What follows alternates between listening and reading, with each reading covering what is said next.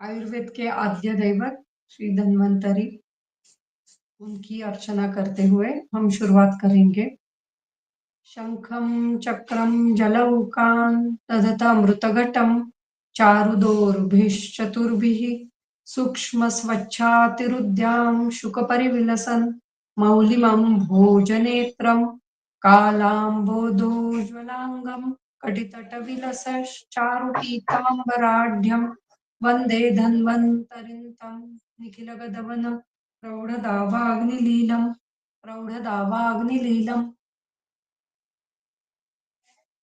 शुरू करेंगे। आहार विधि अष्टविधा आहार विधि आयतन के बारे में हम देख रहे थे। रस विमान अध्याय 1, इसके 23 श्लोक हमारे पूरे हो चुके हैं। अभी आगे जाएंगे। तत्र इदम आहार विधि विधानम रोगाणाम आतुराणाम च अपि केषांचित् काले प्रकृति एव हिततमं भुञ्जानानां भवति।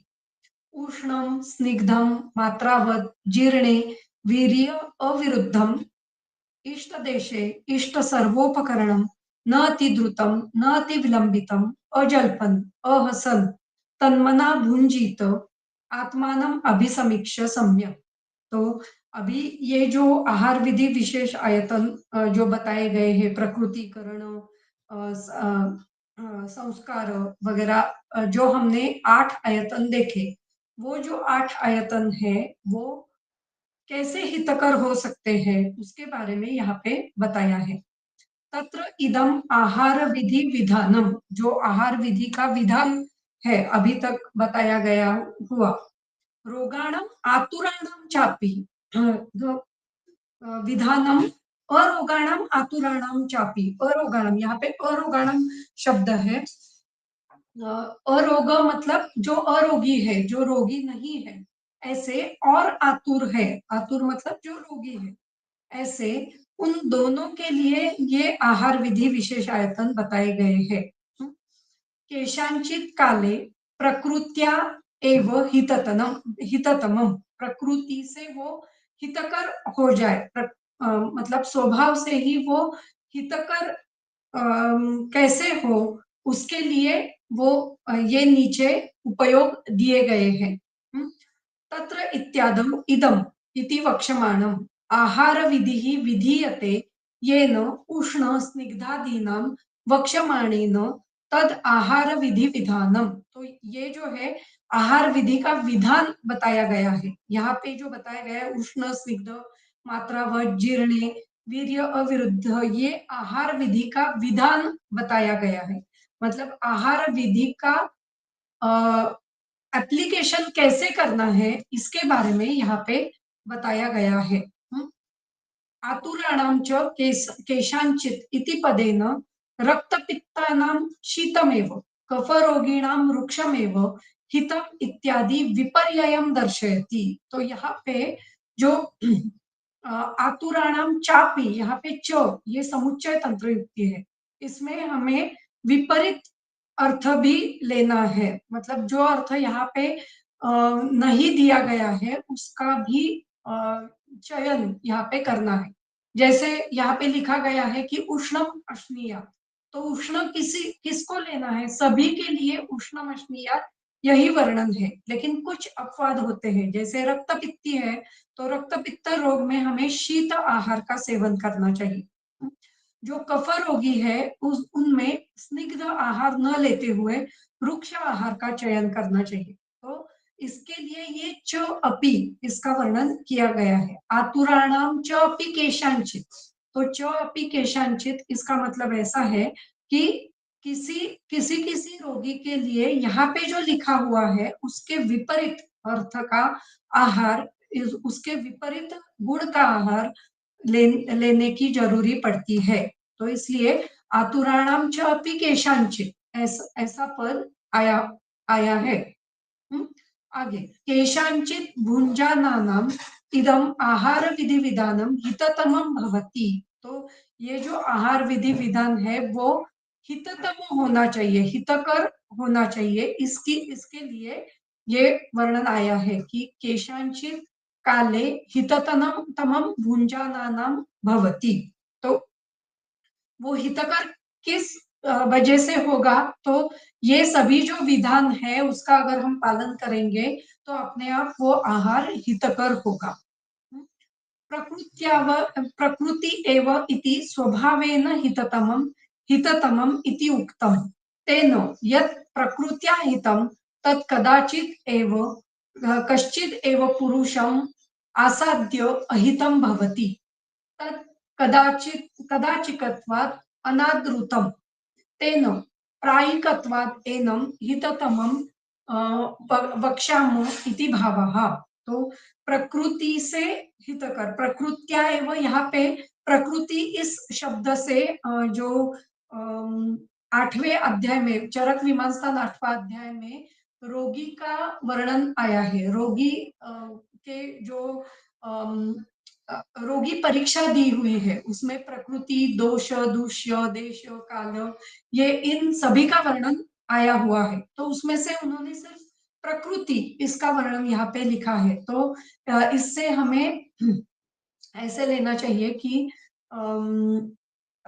अतिदेश तंत्र युक्ति से प्रकृति जो वर्णन आया है इसके साथ साथ हमें दोष, दूष्य, देश, काल, इन सभी का वर्णन वहां पे हमें लेना चाहिए। इन सभी का इन सभी के लिए हितकर ऐसा जो आहार है वही हमें लेना है, ये हमें ध्यान में रखना चाहिए। तो इसलिए यहाँ पे जो प्रकृत्येव हिततमम् ऐसे जो लिखा है, यहाँ पे प्रकृति का वर्णन आया है, उसके साथ साथ बाकी भी जो क्राइटेरियाज है रोगी के बारे में उनका भी चयन यहाँ पे हमें करना है। प्रकृत्येव इति स्वभावेन एव हिततमम्। और दूसरा और एक प्रकृति का अर्थ हम देख सकते हैं यहाँ पे कि प्रकृति इति स्वभाव। तो स्वभाव से हितकर क्या है, उस व्यक्ति के लिए हितकर क्या है। अगर उस व्यक्ति के लिए कोई आहार हितकर नहीं है या फिर वो व्यक्ति की इच्छा नहीं है उस आहार को लेने की, तो वो भी हम यहाँ पे नहीं ले सकते हैं। तो दूसरा कि प्रकृति, सिर्फ अगर प्रकृति का वर्णन हमने यहाँ पे देखा तो वात प्रकृति के लिए हितकर क्या है, पित्त प्रकृति के लिए हितकर क्या है, इन सभी बातों का यहाँ पे चयन हमें करना चाहिए। इन सभी जो क्राइटेरियाज है उनका हमें यहाँ पे वो सभी क्राइटेरिया यहाँ पे लगाते हुए हमें आहार का चयन करना है। तो प्रकृत्येव इति स्वभावेन एव हिततमम् इति उक्तम्। तेन यत् प्रकृत्या हितं तत् कदाचिदेव कश्चिदेव पुरुषम् आसाद्यं हितं भवति। तत् कदाचिकत्वात् अनादृतम्। तो किसी किसी पुरुष के लिए उस प्रकार का आहार प्रकृति से हितकर हो, किसी के लिए अनादृतम मतलब योग्य नहीं हो। तो ऐसा भी हो सकता है कि कोई आहार किसी प्रकृति के लिए योग्य नहीं है, जैसे कि उष्ण आहार, ये अगर बहुत ज्यादा उष्ण है तो वो पित्त प्रकृति के लिए योग्य नहीं है। तेन प्रायिकत्वाद एनम हिततमम वक्ष्यामः। तो इसलिए यहाँ पे प्रायः कैसे आहार लेना है उसका वर्णन यहाँ पे किया गया है। उष्णम इत्यादौ सम्यक इति छेदः।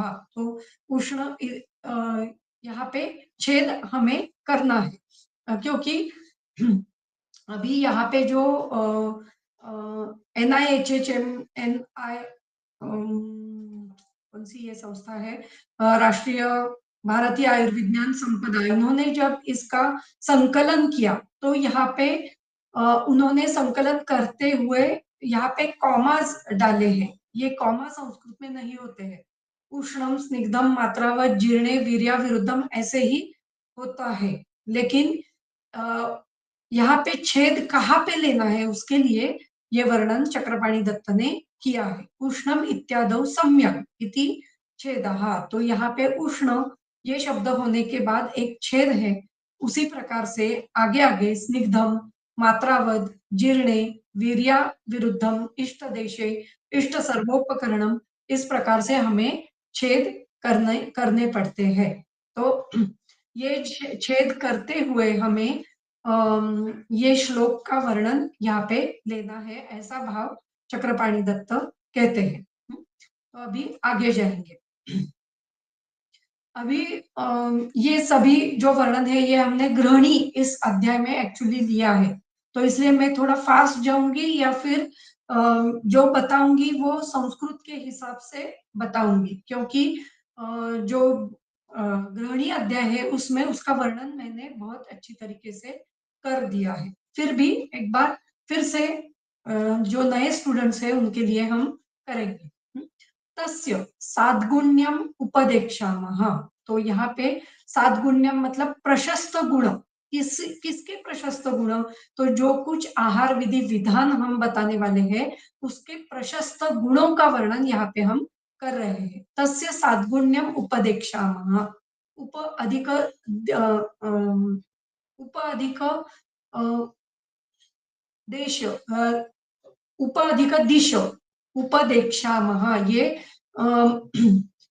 भविष्य काल का रूप है। तो मी वहा महा या ये वर्णन आया है और ये भविष्य काल का वर्णन आया है, तो हम अभी बताने जा रहे हैं या फिर अभी हम बताएंगे। तो क्या वर्णन है? उष्ण अश्नीयात, उष्ण आहार का सेवन करना चाहिए। उष्णम ही भुज्यमानम स्वदते।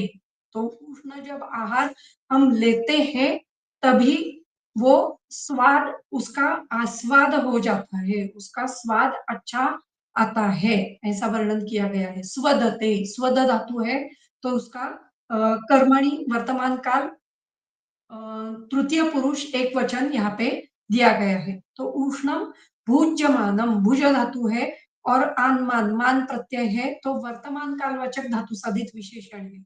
और स्वद धातु, स्वद को स्वदते, ये जो है ये वर्णन आत्मनेपदी वर्तमान काल तृतीय पुरुष एक वचन है। तो उष्ण भी भुज्यमानम स्वदते, उष्ण जब आहार हम लेते हैं तो लेते लेते ही उसका स्वाद अच्छा आता है। भुक्तम च अग्निम औदर्यम उदीरयति। तो भुक्तम मतलब खाने के बाद जब हम ऐसा उष्ण आहार लेते हैं तो अग्निम, औदर्यम अग्निम उदीरयति। औदर्य मतलब उदर में रहने वाला, उदरम याति इति औदर्यः। तो उदर में रहने वाला जो अग्नि है, जो पाचक अग्नि है, उसका उदीरण हो जाता है, उदीरयति, उसको वो बढ़ जाता है। तो उष्ण आहार लेने पर अग्नि भी बढ़ जाता है। क्षिप्रम जराम गच्छति, क्षिप्र मतलब जल्दी से, सत्वर, जल्दी से वो जो आहार है वो पच जाता है। जराम गच्छति थी, पच जाता है, पचता है। वातम अनुलोमयति, वात का अनुलोमन हो जाता है। श्लेष्माणम परिरहसयति, श्लेष्मा का ह्रास हो जाता है। परि मतलब सर्वतः, संपूर्णतः श्लेष्मा का ह्रास हो जाता है। परिरहसयति भिन्न संघातम करोति, ऐसे भी वर्णन है। परि इति भिन्न संघातम करोति, तो श्लेष्मा का संघात उससे हो जाता है। तस्माद उष्णम अश्नीयात, इसलिए उष्ण आहार का सेवन करना चाहिए। फिर आगे है स्निग्धम अश्नीयात। स्निग्धम अश्नीयात, स्निग्धम ही भुज्यमानम स्वदते। फिर से भुज्यमान शब्द है, वर्तमान कालवाचक धातु साधित विशेषण है। प्रेजेंट परफेक्ट टेंस मतलब अभी क्रिया हो रही है, होते होते ही वो आहार, आहार का आस्वाद मिल जाता है। स्निग्धम ही भुज्यमानम स्वदते। भुक्तम च अनुदीर्णम अग्निम उदीरयति।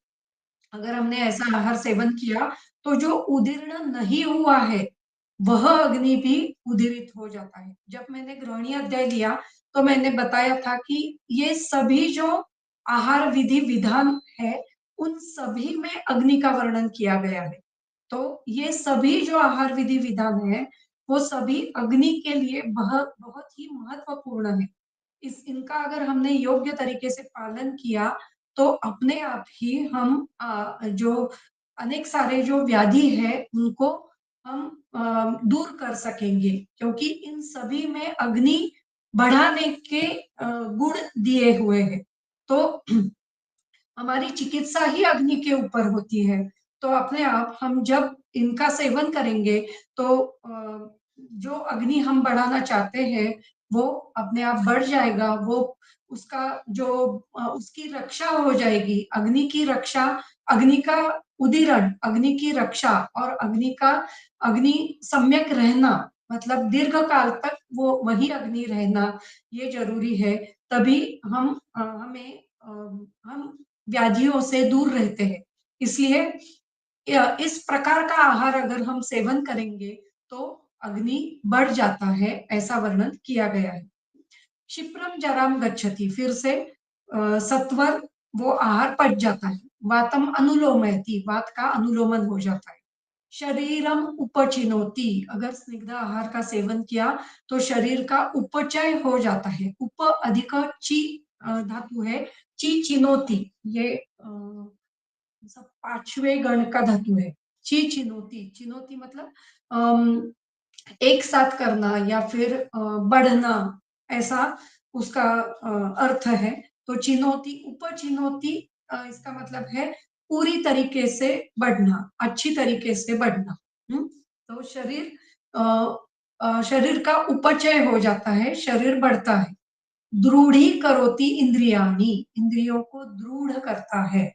ये जो स्निग्ध आहार है, वो आहार इंद्रियों को दृढ़ करता है। इसका मतलब है इंद्रियों की जो ताकत है, वो ताकत इससे बढ़ जाती है।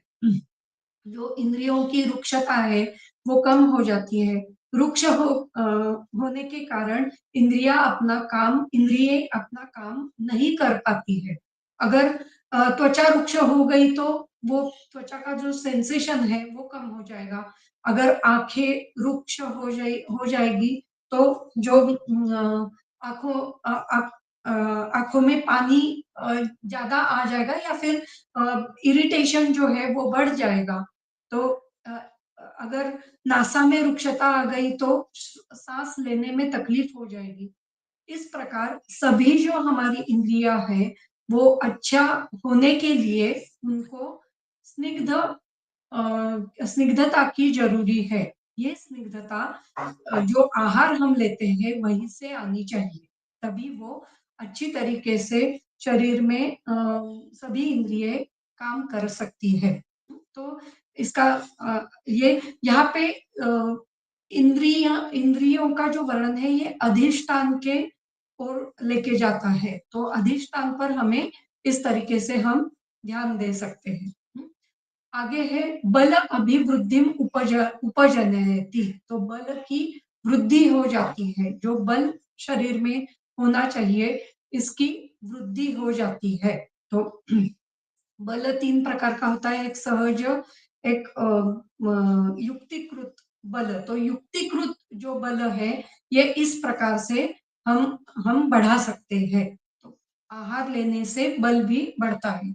वर्ण प्रसादम च अभिनिर्वर्तयति, और वर्ण प्रसाद, इसका मतलब है वर्ण का जो शरीर की कांति है, या फिर जो शरीर का वर्ण है, वो और अधिक मात्रा में होना, ये इसका अर्थ वर्ण प्रसाद। हम वर्ण का प्रसादन होना मतलब वर्ण और ज्यादा खुल जाना, खिल जाना, ये वर्ण प्रसाद होता है। तो वर्ण प्रसादम च अभिनिर्वर्तयति, वो दिखाई देता है।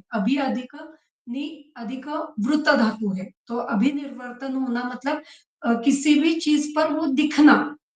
तो शरीर पर दिखना, इसका मतलब है वर्ण शरीर पर और अधिक ज्यादा खुल जाना। तो इस प्रकार से स्निग्ध आहार लेने से ये हमें गुण शरीर पर दिखाई देते हैं। तस्मात् स्निग्धम अश्नीयात्, इसलिए स्निग्ध आहार का सेवन करना है।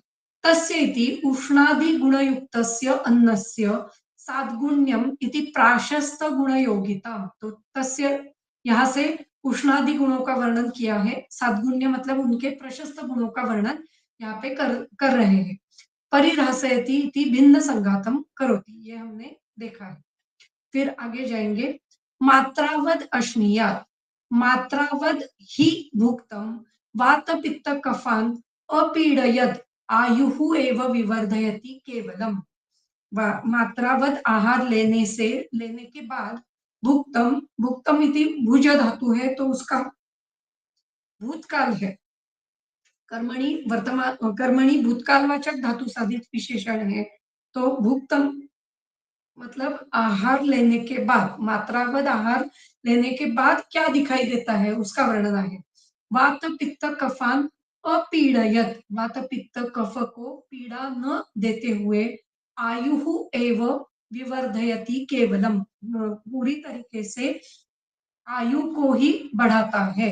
आयु एव विवर्धयति केवलम, केवलम मतलब संपूर्णतः, संपूर्णतः आयु की वृद्धि करता है। सुखम, सुखम गुदम गुदम अनुपर्येति, सुखम गुदम अनुपर्येति न च उष्माणम उपहन्ति। गुदम अनुपर्येति, अनु अनु अधिक उप अधिक या धातु है, इसका मतलब है वहां तक लेके जाना, गुदा तक, या फिर गुदा से बाहर निकालना। गुदम अनुपर्येति परिणतम सद अनुरूपतया निस्सरति, निस्सरति मतलब बाहर निकाल देना। तो गुदा के द्वारा ये जो बचा हुआ जो आहार है वो वो मल स्वरूप से योग्य तरीके से शरीर से बाहर निस्सरण उसका हो जाता है, बाहर निकल जाता है। न जो उष्माणम उपहंती, यहाँ पे भी उष्मा का वर्णन आया है। यहाँ पे उष्माणम का अर्थ है वन्नी, उष्माणम इति वन्नी। तो उष्माणम इसका मतलब है वन्नी को उपहनन नहीं करता है। न च उष्माणम उपहंती, उप अधिक हन धातु है, उपहंती का मतलब है उपहनन करना, तो उष्मा का उपहनन नहीं करता है।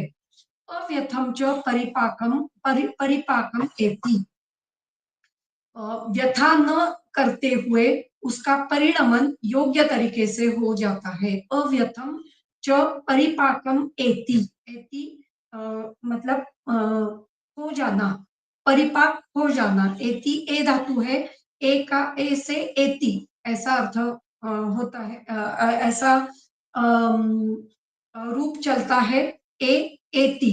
तो ये द्वितीय दूसरे गण का धातु है और इसका अर्थ है कि हो जाना या फिर होना। अव्यथम परिपाकम एति, व्यथा न देते हुए उसका परिपाक योग्य तरीके से हो जाता है। तस्मात् मात्रावद अश्नीयात, इसलिए मात्रावद आहार का सेवन करना चाहिए। मात्रावदिति प्रशंसया प्रशंसायां मतु तेन प्रशस्त मात्रम इति अर्थः। तो मात्रा का अर्थ है प्रशस्त मात्रा में आहार का सेवन करना है। प्रशंसायां मतु, ये पाणिनीय का रूप यहाँ पे दिया है। तो वद ये जो आया है इसके लिए मात्रा वद, इसके लिए प्रशंसा मतलब जितनी योग्य मात्रा है उतना ही आहार लेना है।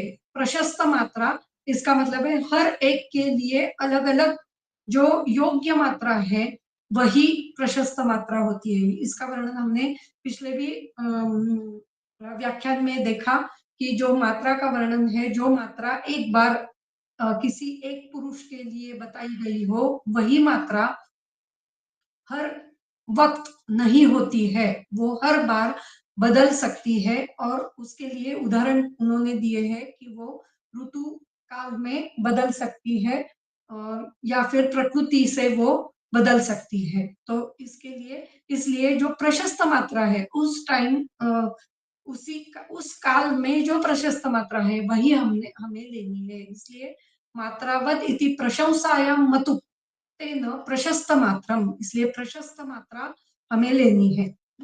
अपीडयत इति न अतिमात्रत्वेन स्वस्थान स्थितम सद वातादिन स्थान अपीडनात् अप्रकोपयत। अपीडयत इसका मतलब है अति मात्रा होने के कारण स्वस्थान स्थित, स्वस्थान में स्थित जो वात इत्यादि दोष है, सद सद वातादिन स्थान अपीड़नात्, स्थान में उनकी पीड़ा, स्थान इसका मतलब है यहाँ पे प्रमाण, स्थान का मतलब है प्रमाण। तो वात इत्यादियों का जो प्रमाण है, स्थान का अर्थ ग्रंथ में प्रमाण ऐसे ही दिया है। तो वात का जो मान होना चाहिए शरीर में, उस मान में न रहते हुए अगर हमने अधिक मात्रा में आहार लिया तो वात इत्यादि स्वमान में रहते न रहते हुए उनका अधिक या फिर कम प्रमाण हो जाएगा। इसलिए वो न होने के लिए ये शब्द आया है, अपीडयन। अपीडयत इति अन अनतिमात्रत्वेन, न अतिमात्रत्वेन स्वस्थान स्थित, स्वस्थान में स्व प्रमाण में स्थित सद वातादिन, जो वात इत्यादि है, स्थान पीड़नात् अप्रकोपयत, स्थान अपीड़नात् अप्रकोपयत, अगर उनका मान जो है, जो प्रमाण है, वो वो अगर बदल नहीं गया तो उनका कोप नहीं होता है, उनका प्रकोप नहीं होता है। तो इसलिए स्थान अप्रपीडयत, इसका अर्थ ऐसे दिया है। वात पित्त कफान अपीडयत, अपीडयत का अर्थ है उनके प्रमाण में बदलाव हमें नहीं करना है। और उनके प्रमाण में बदलाव किससे हो सकता है? अगर हमने अमात्रावत आहार का सेवन किया तो ये हो सकता है। इसलिए ऐसे वर्णन आया है कि अपीडयदिति अनति मात्रत्वेन, अति मात्रा न लेते हुए स्वस्थान स्थित, स्वस्थान में स्व प्रमाण में स्थित, स्थान का मतलब प्रमाण, स्व प्रमाण में स्थित जो वातादिन है, उनको स्थान अपीडनात् अप्रकोपयत, स्थान में मतलब उनकी मात्रा में पीड़ा न देते हुए उनका प्रकोप नहीं करना है। तो हमें अगर हमने मात्रा बदल दी तो उनका प्रमाण जरूर बदल सकता है, तो इसलिए हमें वो नहीं करना है। उसका और एक वर्णन आया है, वो मैं देख रही हूँ।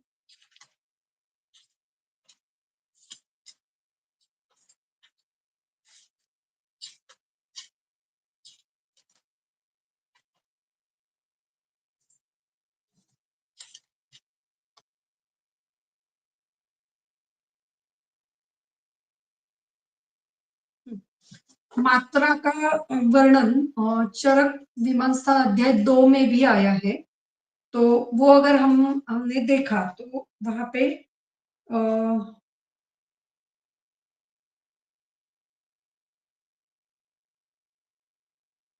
ये वर्णन भी हमने देखा था, फिर से एक बार यहाँ पे बताती हूँ तो समझ में आएगा। मात्रा का वर्णन चरक सूत्र स्थान अध्याय 5 में आया है, तस्याशीति अध्याय में।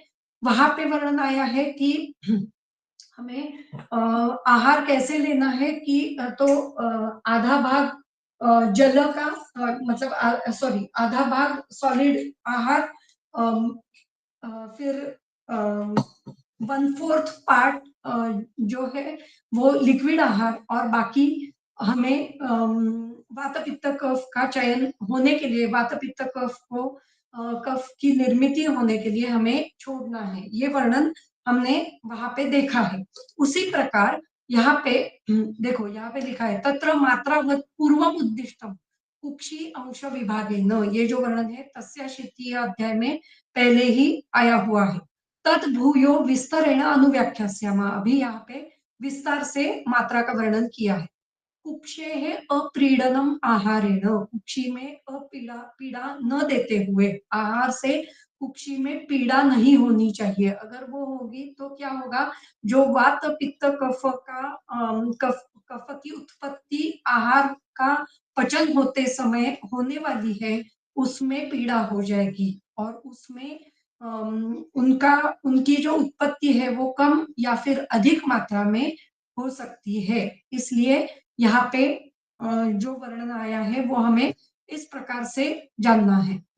हृदय से अनवरोधः, हृदय को अवरोध न करते हुए, पार्श्वयोः अपीडयम, विपाटन विपाटनम, पार्श्व भाग मतलब जो हमारे शरीर के दो बाजू है, दो दो जो पार्श्व है उनको पीड़ा न देते हुए, अविपाटन मतलब वहां पे पीड़ा नहीं होनी चाहिए। आहार लेने के बाद अगर वहां पे पीड़ा दिख रही हो तो इसका मतलब है हमारी मात्रा जो ली गई है आहार की वो गलत है।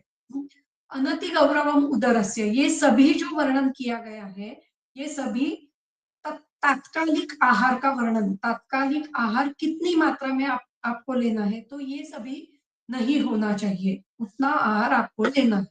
अनति गौरवम उदरस्य, उदर का गौरव अधिक मात्रा में नहीं होना चाहिए। प्रीणनम इंद्रियाणाम, इंद्रियों का प्रीणन होना चाहिए।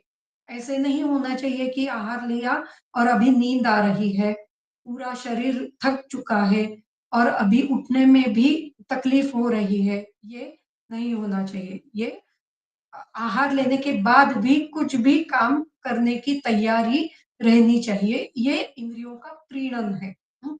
शुद्ध पिपासा उपरमः, क्षुधा और पिपासा ये वो उसका उपरम होना चाहिए। उपअधिकरम धातु है, रम उपरम, इसका मतलब है कम होना। क्षुध और पिपासा, जितनी क्षुधा लगी थी और जितनी पिपासा लगी थी वो कम होनी चाहिए। यहाँ पे पिपासा का भी वर्णन आया है, तो इसका मतलब ये है, लोग पूछते हैं कि पानी कब पीना चाहिए, तो मैं हर बार बताती ही हूँ लोगों को, और सभी आयुर्वेद वैद्य यही बताते हैं कि खाना खाते समय ही पानी पीना चाहिए।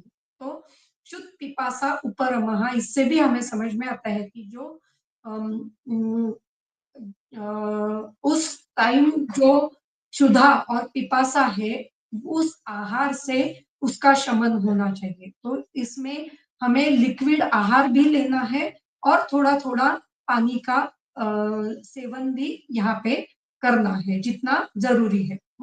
स्थान, आसन, शयन, गमन, उच्छ्वास, प्रश्वास, हास्य, संकथा कथासु सुखानुभूति। तो स्थान मतलब बैठते हुए बैठना, आसन ग्रहण करना, शयन करना, गमन करना, उच्छ्वास मतलब श्वास लेना छोड़ना, प्रश्वास उच्छ्वास छोड़ना, प्रश्वास श्वास लेना, हास्य हंसना, संकथासु मतलब किसी के साथ अ, बातें करना, उसमें सुखानुभूति ही, सुख की अनुभूति होनी चाहिए, उसमें सुख होना चाहिए। अभी मैं अच्छी तरीके से कर रही हूँ लेकिन 2 मिनट के बाद नहीं, पेट में कुछ गड़बड़ हो रही है, ये नहीं होना चाहिए। या फिर मेरी सांस फूल रही है, ये नहीं होना चाहिए। खाना लेने के बाद ये सभी चीजें हम योग्य तरीके से कर सकते हैं, उतना ही आहार हमें लेना है, उतनी ही आहार की मात्रा लेनी है। सायं प्रातश्च सुखेन परिणम्य, शाम को और सुबह, सुबह मतलब सुबह का खाना शाम तक, शाम का खाना खाना सुबह तक सुख से उसका परिणमन होना चाहिए। सुख से वो उसका परिणाम नमन होते हुए एक तो वो मल प्रवृत्ति होते हुए वो बाहर निकलना चाहिए, या फिर उसका सुख से परिणमन होते हुए शरीर में हल्कापन महसूस होना चाहिए। बलवर्ण उपचय करत्वम, इसी आहार से, ये इस आहार का अगर हम अभ्यास करेंगे, इस प्रकार की मात्रा का अगर हम अभ्यास करेंगे तो उससे हमारे बल और वर्ण और उपचय योग्य प्रकार से होना चाहिए। मात्रा शितीय अध्याय में इसका वर्णन किया गया है, तस्य शितीय नहीं। मात्रा शितीय अध्याय में जो वर्णन है वहां पे लघु आहार और गुरु आहार इसका भी वर्णन आया है।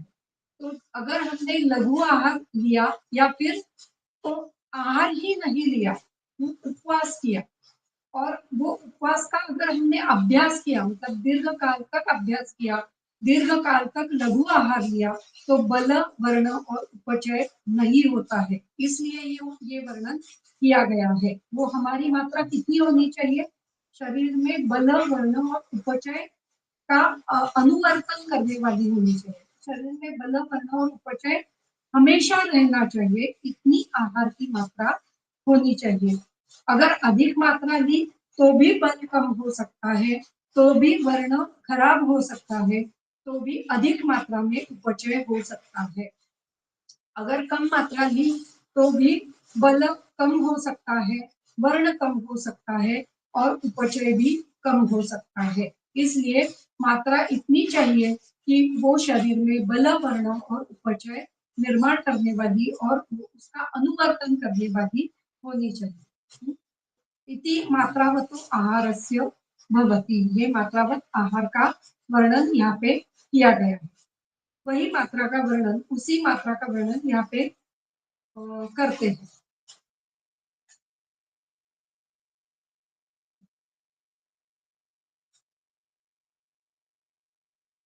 उसी मात्रा का वर्णन यहाँ पे आया है कि जो मात्रा शरीर में वात, पित्त, कफ को न बढ़ाते हुए योग्य प्रमाण में उसका उनका निर्माण करेगी और सुख से गुदद्वार से वो मल प्रवृत्ति द्वारा निकल जाएगी। इतना आहार का सेवन हमें करना है और जो अग्नि को बढ़ाएगी।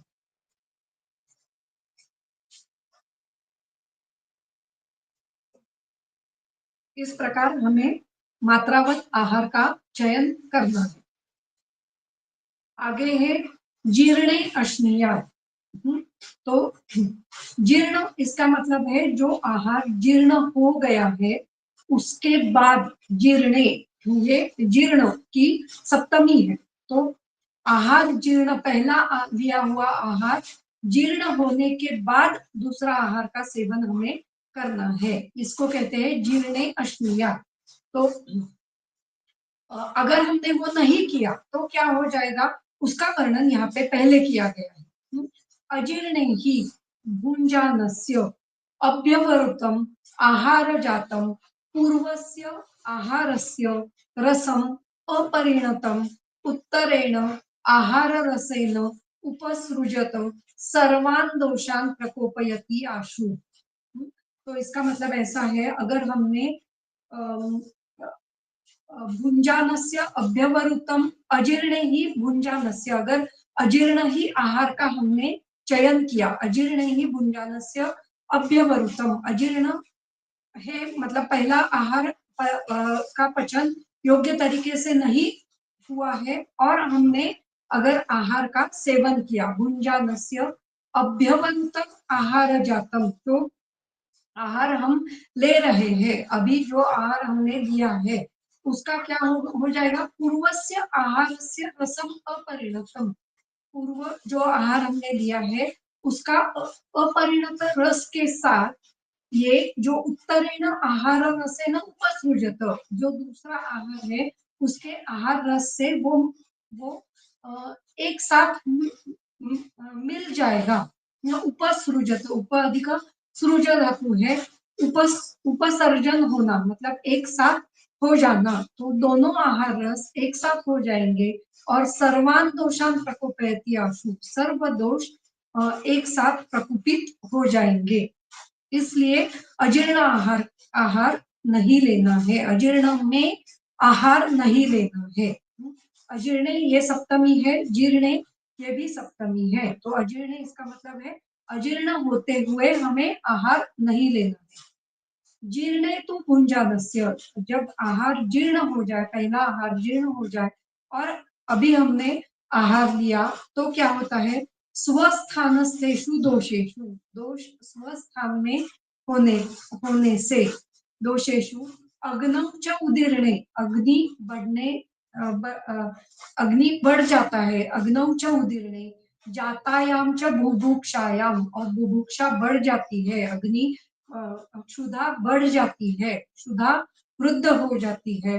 विवृतेषु च स्रोतसाम, स्रोतस विवृत्त हो जाते हैं, स्रोतस भी खुल जाते हैं। मुखेशु विशुद्धे च उद्गारे, और मुख से जो उद्गार आते हैं वो भी विशुद्ध आते हैं। हृदय विशुद्ध, हृदय विशुद्ध हो जाता है। वातानुलोमीय, वात का अनुलोमन हो जाता है। विसृष्टे च वातमूत्र पुरुष पुरीश वेगेषु अभ्यवरुतम आहार जातम सर्व शरीर धातुन प्रदूषयत आयु एव अभिवर्धयति केवलम। तो यहाँ पे जीर्ण इस शब्द का अर्थ क्या है उसकी व्याख्या की गई है। जीर्ण का मतलब क्या है, तो ये है। जीर्णे तु भुंजनस्य, इसका मतलब क्या है, तो स्वस्थानस्तेषु दोषेषु, दोष स्वस्थान में रहते हैं, ये जीर्ण आहार का लक्षण है। इसका मतलब है पहला आहार जीर्ण हो चुका है। स्वस्थानस्तेषु दोषेषु, अग्नौ च उदीर्णे, अग्नि उदीर्ण हो गया है, अग्नि बढ़ गया है, अग्नि बढ़ गया है। जातायाम च बुभुक्षायाम, बुभुक्षा बढ़ गई है, बुभुक्षा निर्माण हो गई है। जात जन जात निर्माण होना, तो बुभुक्षा निर्माण हुई है। विवृतेषु च स्रोतसाम, स्रोतस विवृत हो गए, स्रोतस खुल गए हैं। मुखेशु विशुद्धे, मुख विशुद्ध हो गया है। इसका मतलब है मुख में जब आहार जीर्ण हो जाता है, या फिर आहार की जब जीर्णावस्था होती है, तो मुख में कुछ ना कुछ स्राव बहते रहते हैं। जब आहार पूरी तरीके से जीर्ण हो जाता है, तो ये स्राव कम हो जाते हैं, तो इसलिए मुखेशु विशुद्धे, मुख विशुद्ध हो जाता है। सॉरी, मुख्य स्रोतसा मुखेशु विवृत्तेषु, सॉरी, स्रोतसा मुखेशु विवृत्तेषु, तो स्रोतसों के मुख विवृत्त हो जाते हैं। और विशुद्धे च उद्गारे, उद्गार विशुद्ध हो जाते हैं। तो जो डकार है वो विशुद्ध हो जाते हैं, पहले खाए हुए आहार के डकार नहीं आते हैं। हृदय विशुद्ध, हृदय विशुद्ध हो जाता है। वातानुलोम्ये, वात का अनुलोमन हो जाता है। विसृष्टेषु च वातमूत्र पुरुष वेगेषु, वातमूत्र और पुरुष का वेग योग्य तरीके से उसका विसर्जन हो जाता है, उसका वेग योग्य आ जाता है। अभ्यवरुतम आहार जातम सर्व शरीर धातुन धातुन अप्रदूषयद आयु एवं विवर्धयति केवलम, इस प्रकार का अगर हमने आहार लिया तो क्या कर, तो वो आहार क्या करता है, सर्व शरीर धातुओं को प्रदूषित न करते हुए अप्रदूषयत आयु एवं विवर्धयति केवलम, आयु को भी बढ़ाता है। तो इसलिए जीर्णम अस्मिया, तस्मात् जीर्णम अस्मिया, उसका मतलब नीचे दिया है चक्रपाणी दत्त ने, पूर्वस्य इति दिनांतरकृतस्य अपरिणतम इति सम्यक जातम, आहार रसेन इति आहार परिणामगतेन मधुरादीनां किंवा आहार जेन रसेन, तो इसका मतलब है ऐसा है, पूर्वस्य इति यहाँ पे पूर्वस्य आहारस्य, इसका मतलब है दिनांतर कृतस्य, तो इसका मतलब है जो पहले अंतर अंतर दिन, मतलब जो पहला दिन है उस दिन का आहार अगर हमने अगर योग्य तरीके से पाचन उसका नहीं हुआ है, या फिर दिन में भी सुबह का आहार शाम तक और शाम का आहार सुबह तक, ये दिन में अंतर, ये दिनांतर हम यहाँ पे ले सकते हैं। तो पूर्वस्य इति दिनांतर कृतस्य, अपरिणतम इति असम्यक जातम, मतलब असम्यक योग्य तरीके से परिणित नहीं हुआ है ऐसा, अपरिणतम इति असम्यक जातम। आहार रसेन इति आहार परिणामगतेन मधुरादीनाम, आहार रस इस शब्द का अर्थ है आहार परिणामगत, जो मधुर इत्यादि रसों की निर्मिति होती है वह आहार जेन रसेन, इस आहार रस में जो रस उत्पन्न हो जाते हैं उसी से वात पित्त कफ की उत्पत्ति हो जाती है, ये हमने देखा है। अवस्था पाक में पहला अवस्था पाक मधुर अवस्था पाक है, उसमें कफ की उत्पत्ति होती है। आगे का अवस्था पाक है अम्ल अवस्था पाक, उसमें पित्त की उत्पत्ति होती है। और तीसरा अवस्था पाक है कटु अवस्था पाक, उसमें वात की उत्पत्ति होती है। इस प्रकार से आहार जैन रसेन, जो आहार में जो रस उत्पन्न हो जाते हैं उसमें वात वात पित्त कफ उनकी उत्पत्ति हो जाती है। ये इसलिए वो आहार रस का परिणमन योग्य तरीके से होना चाहिए। स्वस्थानस्तेषु दोषेषु इत्यादि जीर्ण आहारस्य लक्षणम। यहाँ पे जो स्वस्थानस्तेषु दोषेषु ये जो वर्णन किया है ये जीर्ण आहार का लक्षण यहाँ पे बताया गया है। आहार जीर्ण कैसे होता है, होने के बाद शरीर में क्या लक्षण दिखाई देते हैं, इसका वर्णन यहाँ पे आया हुआ है। ये इसलिए जीर्णे अश्नीया ये वर्णन आया। फिर आगे है वीर्य अविरुद्धम अश्नीया। तो वीर्य अविरुद्ध, विरुद्ध वीर्य का वर्णन हमने इसमें ग्रहणी अध्याय लेते हुए देखा है। उसका वर्णन चरक सूत्र स्थान अध्याय 27 में आया है। तो वो अभी यहाँ पे नहीं लेंगे, उसका पूरा वर्णन मैंने ग्रहणी अध्याय लेते हुए किया है। वीर्य अविरुद्धम अश्नीयात्, अविरुद्धम वीर्यम अश्नन्। अविरुद्ध अगर वीर्य का आहार हमने लिया तो क्या होता है, विरुद्ध वीर्य आहार जैहि विकारैहि विकारैहि न उपसृज्यते। मतलब हमने अगर विरुद्ध आहार नहीं लिया तो विरुद्ध वीर्य आहार से उत्पन्न जो विकार है वो उत्पन्न नहीं होते हैं, न उपसृज्यते। तस्मात् वीर्य वीर्य अविरुद्धम अश्नीयात्। इसलिए वीर्य अविरुद्ध आहार का सेवन हमें करना है। तो वीर्य विरुद्ध इसका वर्णन जो है वो 27वें अध्याय में आया है। वो पूरा वर्णन है, इसमें अलग अलग प्रकार के विरुद्धों का वर्णन किया गया है। काल विरुद्ध है, मात्रा विरुद्ध है, वीर्य विरुद्ध है, प्रकृति विरुद्ध है, देश विरुद्ध है।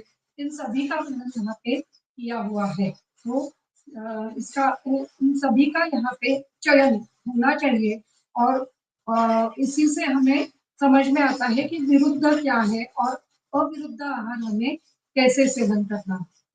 तो विरुद्ध वीर्य आहार जैहि पुष्ट आंध्य विसर्पाद्यैहि अत्रेय भद्रकाप्तीय अध्याये उक्तैहि। अत्रेय भद्रकाप्तीय अध्याय में उसका वर्णन किया हुआ है।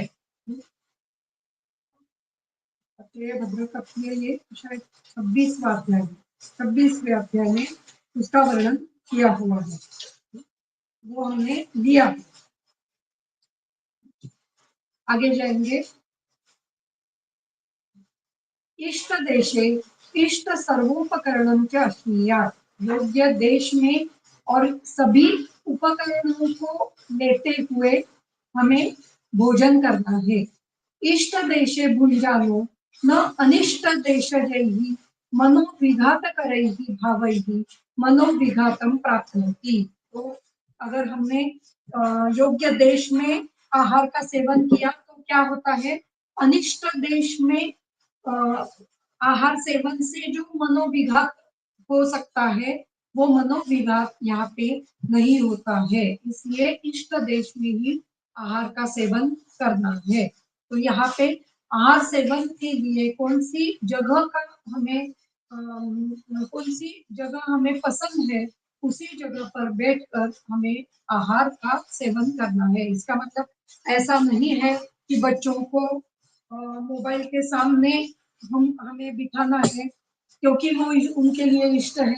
नहीं, ये इष्ट नहीं है, ये हितकर नहीं है।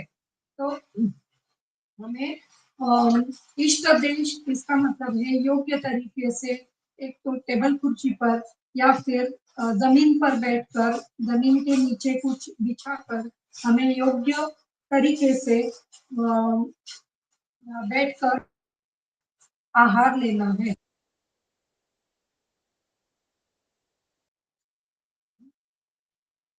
तथैव इष्टैः सर्वोपकरणैः। उसी प्रकार सभी उपकरणों को, इष्ट उपकरणों को लेते हुए हमें आहार का सेवन करना है। नहीं तो अगर हमने सभी चीजें जैसे कि थाली है, चम्मच है, कुछ पानी का ग्लास है, अगर कुछ उसमें से कुछ नहीं लिया तो हमें बार बार वहां से उठना पड़ता है और वो लेने के लिए आना पड़ता है।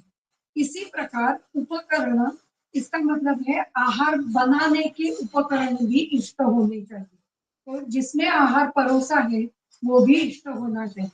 परोसने के बाद वो योग्य पात्र में ही उसको निकालना है, वो भी पात्र जो है वो इष्ट होना चाहिए, वो टूटा फूटा नहीं होना चाहिए। तो ये इष्ट उपकरण है। तो इन सभी बातों को हमें ध्यान में रखना है। तस्मात् इष्टे देशे तथा इष्ट सर्वोपकरणम अश्नुयात्। इस प्रकार से हमें इष्ट देश में और सभी उपकरणों को लेते हुए आहार का सेवन करना है। विघातकरैः भावैः इति त्रिविधकुक्षीये वक्ष्यमाणैः कामादिभिः चित्त उपतापकरैः चित्तविकारैः इति अर्थः। तो अभी हमने जो द्वितीय अध्याय में त्रिविध कुक्षीय इस अध्याय में जो वर्णन देखा है उसमें काम काम क्रोध चिंता शोक भय क्रोध इसका जो वर्णन आया है वो वर्णन यहाँ पे वो लेना चाहते हैं कि इन सभी भावों के साथ अगर हमने आहार का सेवन किया तो वो मनोविघातकर हो जाता है और उसके कारण शरीर शरीर में वो आहार योग्य तरीके से पचता नहीं है। इसलिए मनोविघातक भाव को छोड़ते हुए हमें आहार का सेवन करना है। तथा इष्टैः च सर्वोपकरणैः भुञ्जानो मनोविघातं न प्राप्नोति इति योजना। और उसी प्रकार सभी उपकरणों को योग्य तरीके से लेते हुए हमें अगर हमने नहीं लिया तो बार बार उठने के कारण मनोविघात हो जाता है। तो इन सभी बातों को हमें ध्यान में रखना है। इतनी छोटी छोटी बातें हैं फिर भी इसका शरीर पे और मन पे क्या असर होता है और इससे आहार का पचन योग्य तरीके से क्यों नहीं होता है, इसका योग्य मार्गदर्शन यहाँ पे चक्रपाणी दत्त और नरवसु आत्रेय करते हैं। तो ये बहुत ही महत्वपूर्ण वर्णन है ऐसे मुझे लगता है। अनिष्ट भोजनात् देहे मनोविघातु भवति। अगर अनिष्ट पद्धति से भोजन किया तो मनोविघात होता है। उन्माद में बहुत सारा वर्णन इस प्रकार का आया है कि अनिष्ट भोजन किया, अगर हमें भी अगर आहार लिया है और उसमें अगर बाल निकला तो भी हमें पसंद नहीं होता है, वो अच्छा नहीं लगता है। या फिर कुछ अगर कुछ कीड़ा उसमें आ गया या फिर कुछ गलत चीजें उसमें पड़ गई तो हमें वो पसंद नहीं आता है, वो खाने का मन नहीं करता है। अगर अगर खा लिया वो आहार तो वो शरीर में योग्य तरीके से पचता नहीं है क्योंकि मन में भाव अच्छे नहीं होते हैं कि ये मैंने क्या खा लिया, ऐसा भाव होने के कारण वो आहार योग्य तरीके से पचता नहीं है। इसलिए ये आहार इस प्रकार का आहार हमें नहीं लेना है। फिर आगे है न अति द्रुतम अश्नीयात। बहुत जल्दी जल्दी से नहीं खाना है। अति द्रुतम ही भुंजानस्य उत्स्नेहनम अवसाधनम भोजनस्य अप्रतिष्ठानम च। तो यहाँ पे उत्स्नेहनम इसका मतलब है उन्मार्ग गमनम। तो अगर हमने अति द्रुत बहुत जल्दी जल्दी से आहार का सेवन किया तो क्या होता है, आहार का उन्मार्ग गमन होता है, आहार फिर से रिफ्लक्स उसका आ सकता है। या फिर हम ऐसा कह सकते हैं कि वो गलत मार्ग में चला जाता है, मतलब जो इसोफेगस में जाना चाहिए तो वो रेस्पिरेटरी ट्रैक्ट में जा सकता है। इसलिए उन मार्ग गमनम ऐसे शब्द दिया है। फिर आगे है अवसदनम। अवसद मतलब अवसाद होना, वो बैठे रहना। तो योग्य तरीके से आहार अगर जल्दी जल्दी खा लिया तो वो बहुत देर तक शरीर में बैठ जाता है क्योंकि उसको पचने में ज्यादा टाइम लगता है। भोजनस्य अप्रतिष्ठानम। अप्रतिष्ठानम हृदयस्त्वेन कोष्ठ अप्रवेशाः। तो इसका मतलब है वो यहाँ पे अवसाद होना, अवसादनम भोजनस्य अप्रतिष्ठानम च, ये हम एक साथ भी ले सकते हैं। इसका मतलब है हृदय प्रदेश में, मतलब पूर्ण प्रदेश में भोजन बैठ जाता है। अगर जल्दी जल्दी आहार लिया तो जल्दी खाने से वो पूर्ण प्रदेश में बैठ जाता है और वो कोष्ठ तक नहीं आ सकता है, या फिर कोष्ठ में आने आने में उसको तकलीफ हो जाती है। क्योंकि जो मार्ग है वो छोटा है और बहुत जल्दी जल्दी से खाने से उसकी मात्रा वहां पे उस मार्ग में ज्यादा हो जाती है, तो वो नीचे जाने के लिए वो उसका निस्सरण, नीचे जो निस्सरण योग्य प्रकार से होना चाहिए वो नहीं हो सकता है। इसलिए आहार जल्दी जल्दी नहीं लेना है।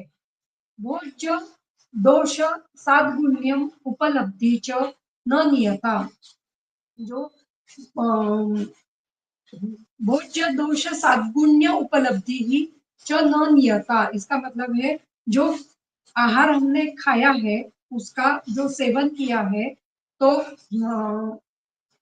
उसमें जो दोष होते हैं, जैसे मैंने अभी बताया भोज्य दोषाणाम केशादीन, या फिर उसका जो साद्गुण्य है, ये दो शब्द है, भोज्य दोष, भोज्य साद्गुण्य। तो साद्गुण्य का मतलब है उसका, उसमें जो गुण है, जो स्वादुता है, या फिर जो उसकी जो टेस्ट है, उसका जो स्मेल है, यो वो योग्य तरीके से उसकी उपलब्धि नहीं होती है। उपलब्धि न नियता भवति, कदाचित उपलब्ध्यते कदाचित न इति। तो कभी कभी वो उपलब्धि हो जाती है, कभी कभी उपलब्धि होती नहीं है। इसलिए इस प्रकार द्रुत गति से आहार का सेवन नहीं करना चाहिए। तत्र दोषान उपलब्ध्या सदोष एव भक्षणम, और क्या हो जाता है, दोष हाँ, दोष जो उसमें है, मतलब आहार में जो दोष होते हैं, जैसे कि बालों का गिरना या फिर कीटक अगर उसमें गए हैं, तो उन दोषों के साथ उसका भक्षण हो जाता है। सात गुण्य अनुपलब्ध्या च प्रीति अभावाः, मैंने अभी जो बताया वही कि उसके गुण नहीं उपलब्ध हो जाते, कारण उसमें प्रीति ही नहीं रहती है। वो जो खाना हम खाते हैं उसमें प्रीति का भाव ही नहीं रहता है। इसलिए हमें इस प्रकार से आहार नहीं लेना है। तो फिर कैसे लेना है उसका वर्णन आगे आया है। और एक वर्णन है, न अति विलंबितम अश्नीयात, बहुत देर तक नहीं खाना चाहिए। अति विलंबितम ही भुंजानो न तृप्तिम अधिगच्छति, अगर बहुत देर तक खाते बैठ गए तो खाने की जो तृप्ति है वो नहीं मिलती है। बहुत बच्चे आजकल वो मोबाइल लेके बैठते हैं और बहुत धीरे धीरे गति से वो खाते रहते हैं, क्या खाते हैं वो भी समझ में नहीं आता है। तो जो तृप्ति खाने से होनी चाहिए वो नहीं होती है। दूसरा एक कि बहुभुगीते, अगर दीर्घ काल तक खाते रहे तो बहुत ज्यादा मात्रा में आहार जाता है। बहुभुगीते, बहुत अधिक मात्रा में आहार जाता है। शीति भवती आहार जातम, जो आहार जो है वो ठंड, वो एकदम शीत हो जाता है। वो उसके जो उष्ण गुण है वो निकल जाते हैं, और उष्ण के जो गुण, आहार के जो गुण है उष्ण, उससे जो शरीर में गुण मिलने चाहिए वो नहीं बढ़ते हैं, नहीं मिलते हैं। विषमम च पच्यते, और जो पाक जो होता है वो विषम पाक होता है। विषमम च पच्यते विषम पाकम च गच्छति, विषम पाक हो जाता है। तस्मात् न अति विलंबितम अश्नीयात, इसलिए दीर्घ काल तक खाते नहीं रहना चाहिए। विषमं च पच्यते इति चिरकाल भोजनेन अग्नि संबंधस्य वैषम्य भवति। तो इसका मतलब है दीर्घ काल तक विषम पच्यते, इसका मतलब है जो अग्नि पचाने के लिए चाहिए वो रहता ही नहीं। पहला जो खाया हुआ आहार है वो अग्नि से पच जाएगा, फिर दीर्घ काल तक हम खाते रहे तो दूसरा दूसरा आहार जब खाते हैं तो वो पचने में अग्नि ही नहीं है, ऐसा भाव हो जाएगा। तो चिरकाल भोजनेन अग्नि संबंधस्य वैषम्य, अग्नि का संबंध ही नहीं होगा आगे के आहार से, इसलिए उसका वैषम्य हो जाएगा और दोषों की उत्पत्ति हो जाएगी। तो इस तरीके से न अति विलंबितम अश्नीयात, अजल्पन, अहसन, तन्मना भुंजित, जल्प न करते हुए, जल्प मतलब बातें न करते हुए, अहसन न हंसते हुए, तन्मना मन से योग्य भाव आहार पर रखते हुए, अपने मन से मतलब खाते हुए उस खाने पर हमारा मन होना चाहिए, उस प्रकार से आहार का सेवन करना है। जल्पतो हसतो अन्य मनसो वा भुंजानस्य, तीन बातें हैं। जल्प मतलब बातें करते हुए, हसतो हंसते हुए, और अन्य मन से अगर हमने आहार का सेवन किया तो एव ही दोषो भवन्ति, उससे ही दोषों की उत्पत्ति होती है। यह एव अति द्रुतम अश्नतः, उसी प्रकार दोषों की उत्पत्ति होती है जिस प्रकार अति द्रुत आहार लेने से होती है। जो अति द्रुत के दोष है वही दोष अजल्पन, सॉरी, जल्प और जल्पतः अथवा हसतः आहार लेने से होते हैं। तस्मात् अजल्पन अहसन तन्मना भुंजित, मन लगाते हुए, मन का भाव वहां पे रखते हुए, मन से भाव वहां पे रखते हुए हमें आहार का सेवन करना चाहिए। यह एवं अतिद्रुतम अश्नतो दोषा इति उत्स्नेहनादयः, तो अतिद्रुत से जो दोष होते हैं वही दोष यहाँ पे होते हैं। फिर आगे, आत्मानम अभिसमीक्ष्य सम्यक, अभिसमीक्ष्य भुंजित सम्यक, तो मन आत्मा को जानते हुए, मतलब मुझे किस आहार की जरूरी है, मुझे अभी कौन सा आहार हितकर है, वो देखते हुए, इदम मम उपशेते इदम न उपशेते इति एव विदितम, ये मुझे योग्य है, ये मेरे लिए शरीर में उपशय करने वाला है, उपशय मतलब दोषों का उपशय करने वाला है। इदम न उपशेते, ये आहार लेने से शरीर में दोषों का उपशय नहीं होगा, इसको जानते हुए, इति एवं विदितम, ये जानते हुए भी अस्य आत्मानम आत्मसात्म्यम भवति, तभी वो आहार आत्मसात्म्य हो जाता है, तो वही आहार आत्मा को सात्म्य हो जाता है। तस्मात् आत्मानम अभिसमीक्ष्य भुंजित सम्यक, तो उसी प्रकार का आहार का सेवन हमें करना है, जो आत्मा को ध्यान में रखते हुए, या फिर हमें जो पसंद है उसी आहार का, उसी प्रकार का आहार, और हमें जो इष्ट है उसी प्रकार के आहार का सेवन करना है।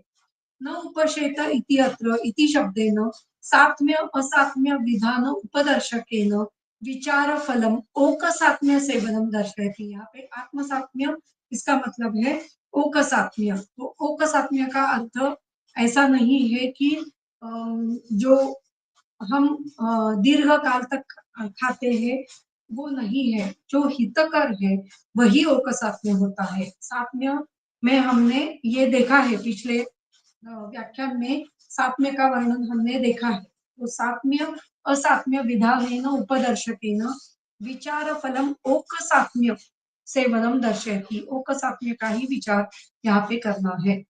आत्मान इति पदैव आत्मना एव आत्मसात्म्यम प्रतिपुरुषम ज्ञायते, तो आत्मा से ही आत्मसात्म्य होता है। आत्मना एव आत्मसात्म्यम प्रतिपुरुषम ज्ञायते, हर एक पुरुष खुद अपना आत्मसात्म्य जानता है, तो वो देखते हुए आहार का चयन करना है।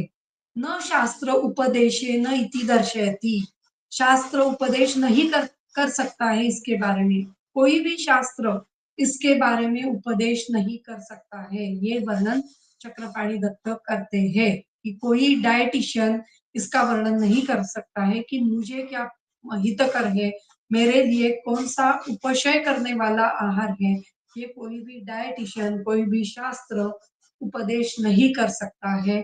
खुद ही आत्मना एव आत्मसात्म्यम प्रतिपुरुषम न्यायते, हमें खुद ही हमारा आत्मसात्म्य देखना है, ये चक्रपाणि दत्त कहते हैं। तो इसलिए आत्मानम अभिसमीक्ष्य भुञ्जीत सम्यक इति। भवति च अत्र रसान् द्रव्याणि दोषांश्च विकारांश्च प्रभवतः वेदयो देशकालौ च शरीरम स नो भिषक्। तो इस प्रकार से हमने अभी तक रस, ये यहाँ तक वर्णन, यहाँ तक जो अधिकार है वो सभी रस, द्रव्य, दोष और विकार, इनके प्रभाव का वर्णन यहाँ पे किया गया है। इसलिए रस विमान, ये अध्याय का वर्णन यहाँ पे किया गया है। तो यहाँ पे रस, द्रव्य, दोष और विकार, इनके प्रभाव का वर्णन किया है। और यहाँ भिषक देश कालौ च शरीरम च वेद, रसान् द्रव्याणि दोषान् विकारांश्च प्रभवतः देशकालौ च शरीरम च यः वेद सः भिषक वही भिषक है, वही वैद्य है, जो ये सभी बातें जानता है। स नो भिषक नः अस्माकं सम्मत इति अर्थः। तो वही हमारे मतलब हमें हमारा मत ऐसा है, या फिर हम जानते हैं कि वही भिषक है, बाकी कोई भिषक नहीं है। कौन भिषक है? जो इन सभी बातों को जानता है। यहाँ वेद जो जानता है, यहाँ वेदती जो जानता है, क्या क्या जानता है? रसान् द्रव्याणि दोषान् विकारांश्च प्रभवतः, रस, द्रव्य, दोष और विकार, उनके प्रभाव जानता है, प्रभाव से उनको जानता है। देश कालौ च, देश और काल को जानता है, और या फिर देश और काल में इनका प्रभाव जानता है। और शरीरम च, और शरीरम जानाति, शरीरम वेत्ति, वही भिषक है। स च भिषक नः अस्माकं सम्मत, वही हमें सम्मत है। नः मतलब अस्माकं, अस्माकं सम्मतम, हमें वही भिषक मान्य है। हम वही भिषक को मानते हैं जो इन सभी बातों को जानता है। अध्यायोक्त रस प्रभावादि न्यायम स्तौति, उसकी स्तुति की गई है। रसान इत्यादि, रस इत्यादियों के प्रभावों की स्तुति की गई है। स नो भिषगिति नहा अस्माकम, नहा मतलब अस्माकम, सम्मतम सहा भिषक नहा सम्मत, वही भिषक हमें सम्मत है। वही भिषक को, वही भिषक है ऐसा हम जानते हैं। आगे है तत्र श्लोकौ विमानार्थो रसद्रव्य दोष रोगाः प्रभावतः द्रव्याणि न अतिसेव्यानि त्रिविधं साप्यमेव च आहार आयतनानि अष्टौ भोज्य साद्गुण्यमेव च विमाने रस संख्याते सर्वम एतत् प्रकाशितम। तो इन सभी बातों का वर्णन यहाँ पे रस विमान इस अध्याय में किया गया है। क्या क्या रस, द्रव्य, दोष, रोग, इनके प्रभाव, इन सभी को प्रभावतः वर्णन किया गया है। द्रव्याणि विविध द्रव्य, न अतिसेव्यानि, न अतिसेवनीय जो तीन द्रव्य है कि पिंपली, लवण और क्षार, इनका वर्णन किया है। वो कितने हैं? त्रिविधम। फिर बाद में साप्य का वर्णन आया है। साप्य किसको कहते हैं उसका वर्णन आया है। आहार आयतनानि अष्टौ, 8 आयतन का वर्णन आया है। भोज्य साद्गुण्यम एवच, तो जो भोज्य साद्गुण्य मतलब स्निग्ध आहार, उष्ण आहार, इनका वर्णन आया है। उन्हें भोज्य साद्गुण्यम ऐसे वर्णन किया है। तो भोज्य के गुण, सद्गुण, भोज्य के गुण कैसे होने चाहिए, भोज्य के गुण कैसे होने चाहिए, उसका वर्णन आया है। विमाने रस संख्याते, रस इस नाम के विमान स्थान के अध्याय में एतत् सर्वम प्रकाशितम, इन सभी का वर्णन प्रकाशित किया हुआ है। दोष विकारौ च यद्यपि त्रिविध कुक्षीये प्रभाव विस्तरेण वक्तव्यौ तथापि यह संक्षेपेण एव संक्षेपेण उक्तौ एव। तो दोष और विकारों का वर्णन त्रिविध कुक्षीय अध्याय में और अधिक मात्रा में आया हुआ है, यहाँ पे संक्षेप से वर्णन आया है। तेन दोष विकार प्रभावौ उक्तौ इति यद उच्यते संग्रहे तत्साधु। तो दोष विकार के जो प्रभाव है उनका वर्णन यहाँ पे उसका संग्रह किया गया है। तो जैसे सूत्र स्थान ये संग्रह अर्थ होता है, वैसे किसी भी स्थान का पहला अध्याय ये संग्रह अध्याय होता है। तो इसलिए यहाँ पे उनका संग्रह किया गया है। आगे का वर्णन आगे जो है वो उसका विस्तार से वर्णन विमान स्थान में आया हुआ है। तैलादि द्रव्य त्रय कथनम च, तैल इत्यादि 3 द्रव्यों का कथन किया गया है। द्रव्य प्रभाव गृहीतम, यहाँ पे द्रव्य का प्रभाव यहाँ पे किया गया है, प्रभाव का वर्णन यहाँ पे किया गया है। इति कृत्वा न पृथक संग्रहे पठितम, तो द्रव्य का प्रभाव यहीं पे वर्णन किया है, इसलिए उसका पृथक कथन नहीं किया है। और रस का वर्णन तो पहले ही उन्होंने कर दिया था। इस प्रकार चारों रस, द्रव्य और रोग और दोष, इन सभी का वर्णन कहाँ कहाँ पे आया है, तो इसका वर्णन चक्रपाणि दत्त इस टीका में करते हैं। इस प्रकार यहाँ पे ये अध्याय खत्म होता है, पूरा हो जाता है। इति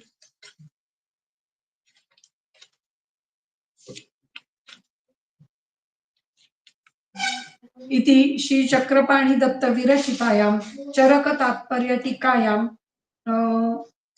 इति अग्निवेश कृते तंत्रे चरक प्रति संस्कृते विमान स्थाने रस विमानम नाम प्रथमोऽध्यायः।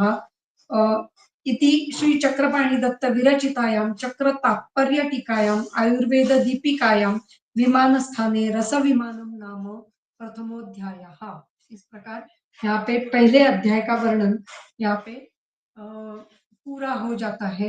अभी अगले व्याख्यान में हम दूसरा अध्याय शुरू करेंगे। यहाँ पे मैं रुकती हूँ।